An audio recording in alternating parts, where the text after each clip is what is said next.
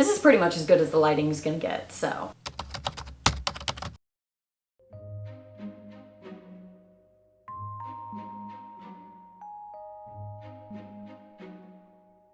Clearly I'm not in my normal filming location. You will know all about that in the next 2 videos. So I'm gonna be totally honest. I had a very different video planned for this week. How do I say this?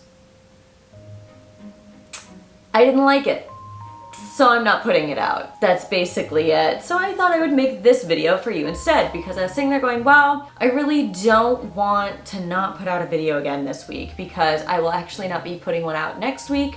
The next 2 videos after this one are going to be very sort of large and action-packed, so I want to give myself time to edit them, but besides the point. I didn't want to not put out a video for you guys this week, so I was thinking like, I could do a Q&A, I could do another Get Ready With Me, but then I realized I have never told you guys the story of how I discovered that I had celiac disease. So that's what I'm going to be doing today, because I find it, I don't know, kind of interesting, I guess. Maybe it'll help one of you discover if you have it. Let's find out. Anyways, so to start, I've had like stomach issues my whole life. We've always thought it's anxiety, because it partially is. I do have diagnosed anxiety disorders now, like chronic PTSD, and I was diagnosed with just typical anxiety before that. But we always thought it had to do with that. And I took medication for my ADD that would make it so I kind of didn't have an appetite, and I took that all throughout school, and I stopped when I got to college. So we always thought maybe it was that, or I just have a sensitive stomach. But now in hindsight, I was very much starting to show signs of celiac disease through my childhood. So like when I think it was, I had graduated high school, I'm in college. I must have been around 19 or 20 when I started getting red patches sort of on my body. I had always had eczema growing up. It was normal. I've always had just sensitive skin overall. It's everybody really in my family has sensitive skin. But I have the most sensitive skin. It's so fun. Anyways, I started to get these red patches. And then they would kind of go away, and then they were getting worse, and then that's, you know, what's on my neck. It was on my legs and on my elbows, and you know, it was starting to become really unbearable. So I went to the dermatologist, and he was like, yeah, it's eczema, borderline psoriasis. I'm like, all right, get a medication for that. It helps, always helps. But I was still having just like eczema flare-ups, and I couldn't explain it. And then I had been watching Julian Solomita, Jenna Marbles' boyfriend, for a while. I had been watching his sort of like daily vlogs and cooking shows and things like that, and he was talking about celiac disease and all of them. And I was watching one where he sort of described his symptoms, and it was very similar like digestive symptoms that I had had, because he said that he was diagnosed around 17 with celiac disease, and the symptoms that he was talking about, I noticed that I had very similar ones, like right before he was diagnosed. So I really sat there, I'm like, all right, well, I'll go to the doctor again. So around 21, 22, kind of summer of, I had really started thinking, okay, I think I do have celiac disease. So I went to my doctor, my dermatologist. I was like, do you think this rash could be caused by gluten? And my dermatologist said it's a high possibility. I do for sure have eczema, borderline psoriasis, but that doesn't mean that I couldn't have a gluten intolerance or celiac disease. That doesn't make it worse whenever it flares up. So he's like, so you're always gonna have it, sort of no matter what, it's gonna pop up, but it will definitely get better if it's an allergy that's escalating the inflammation, because it's an inflammatory disease. And my doctor said basically the same thing, and they both said, listen, we can do a surgery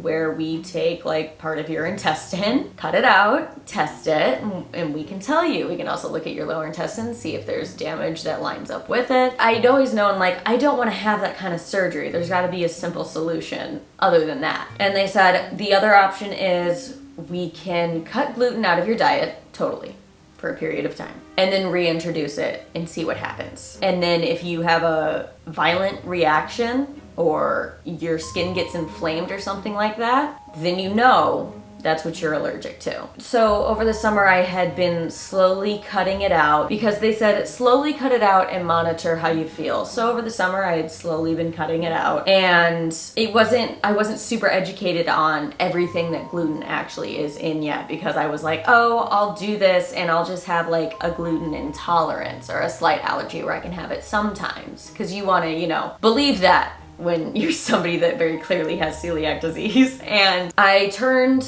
22, because I'm a summer baby, turned 22, went back to school. I had, at this point, had no gluten in my diet that I knew of, at least, for probably a month, solid month. And then my boyfriend of 3 years broke up with me. If you ever wondered, that's how that relationship ended. It just wasn't working. It wasn't going to work. We're just two people not meant to be together, but I took the breakup really hard at the time. Hindsight, I shouldn't have. It was all for the better. But at the time, I was very devastated. And I'm somebody, when I get really like deeply upset, my appetite shuts down. I don't really eat much. And it's not like an ED, right? My therapist said it's a very normal like bodily response when you go through something jarring to sort of lose appetite. And I hadn't eaten much for a day or two, and I was like, well, the doctor said to reintroduce it, and I want carbs and I don't want to think about having to make food, so I'm gonna order pasta and pizza from Domino's, because the Domino's at my college was amazing. So I got a small pizza and I got pasta and I ate it, and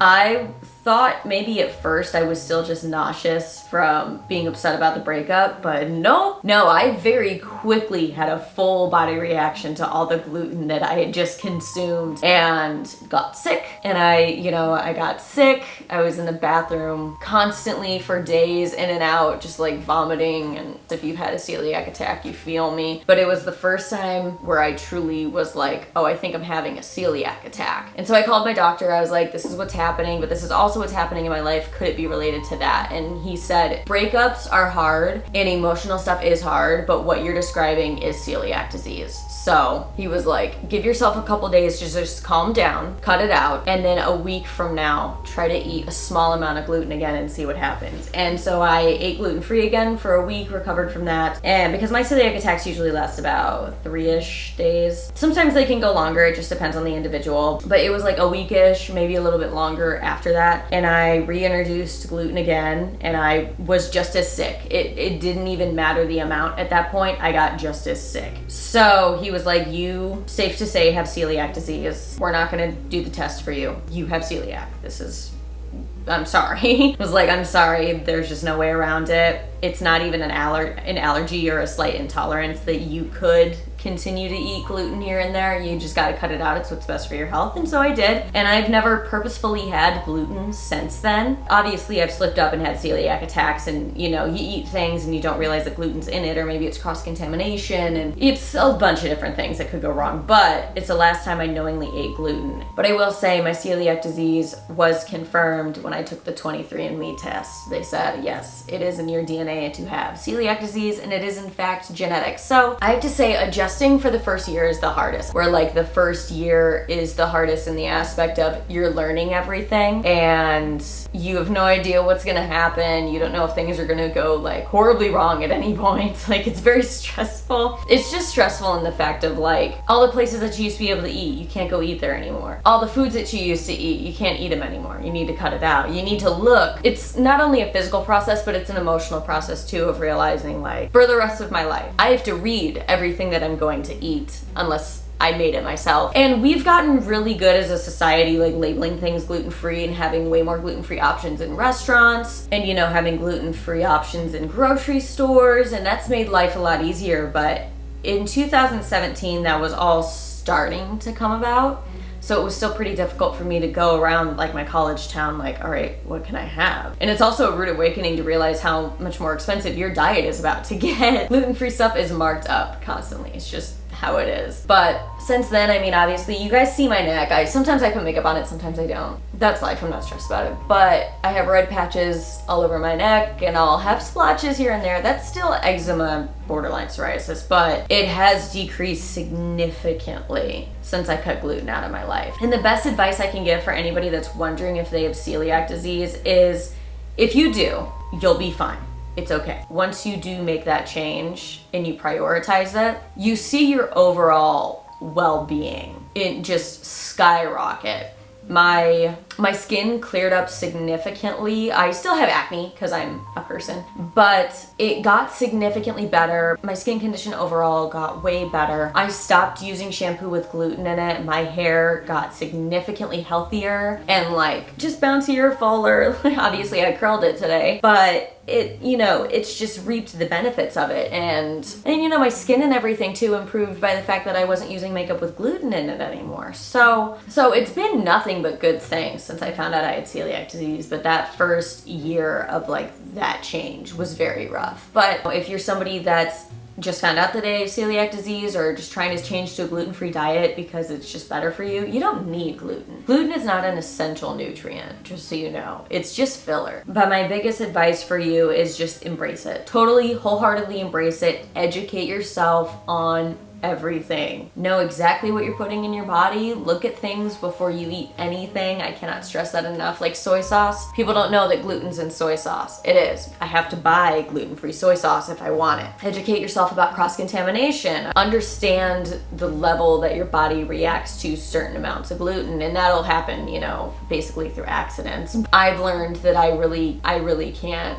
consume any form of gluten. If I've had a sip or a small bite of something that has gluten in it and not known it, I haven't really gotten sick. My skin will maybe break out, but I don't get like extremely ill like I do when I fully consume it. And also give yourself time. If you have a celiac attack, don't be hard on yourself, because I do that a lot when I have a celiac attack. I'm like, how could you not read it or look it up before you ate it? You have this, you've known it.